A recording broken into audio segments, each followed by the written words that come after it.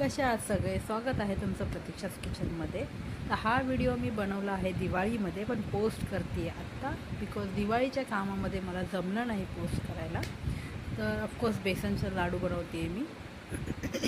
तर लाडूसाठी जे मी प्रमाण घेतलेलं आहे ते घेतले पाव किलो तूप, 500 ग्रॅम बेसन आणि ड्रायफ्रूट, 300 ग्रॅम पिठी साखर.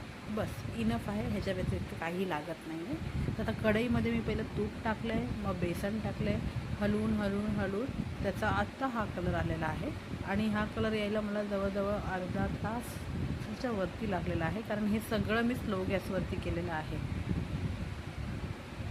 स्लो गॅसवरतीच आपल्याला बेसन भाजायचं, अजिबात घाई नाही करायची आहे. बेसन भाजताना खूप वेळ लागतो, पण खायला बेसन लाडू खूप छान लागतात. आणि ते आपल्याला जर हवे असे चिटकू नये टाळूला, तर बेसन भाजणं खूप गरजेचं आहे, नाही तर बेसनचे लाडू आपल्याला चिटकतात तोंडाला. आता बघा माझं बेसन ऑलमोस्ट भाजत आलेलं आहे. आणि बेसनचे लाडू बनवताना पिठी साखर किंवा साखर जे टाकणार आपण ती हे मटेरियल, हे मिश्रण थंड झाल्यावरतीच टाकणार आहोत आपण. गरम गरम मिश्रणामध्ये साखर नाही टाकणार, नाही तर ती पाणी सोडणार. म्हणून हे आपलं भाजून झाल्यावरती आपण थंड करणार आहोत आणि मग त्याच्यामध्ये साखर आणि ड्रायफ्रूट टाकणार. तर ड्रायफ्रूटमध्ये मी काजू बदाम घेतलेले आहेत आणि मनुके गार्निशसाठी घेतलेले आहेत. तुम्ही तुमच्या आवडीनुसार ड्रायफ्रूट टाकू शकता.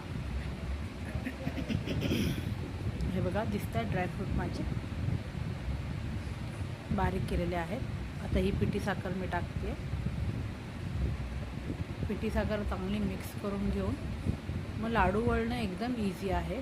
लाडू वळणं हा टास्क नाही आहे, पण पीठ भाजणं, बेसन भाजणं हा खूप मोठा टास्क आहे. आणि जी गोष्ट खाण्यासाठी टेस्टी असते ती बनवण्यासाठी खूप मेहनत घ्यावी लागते. माझा 2 दिवस हात दुखत होता लाडूसाठी, खरं सांगते.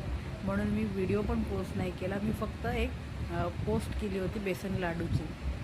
तर आज मी हा व्हिडिओ पोस्ट करते आहे. चला, तुम्हाला पण आणि तुमच्या पूर्ण फॅमिलीला दिवाळीच्या हार्दिक शुभेच्छा. लेट पोस्ट करते, टाईम भेटला नव्हता मला. बाय.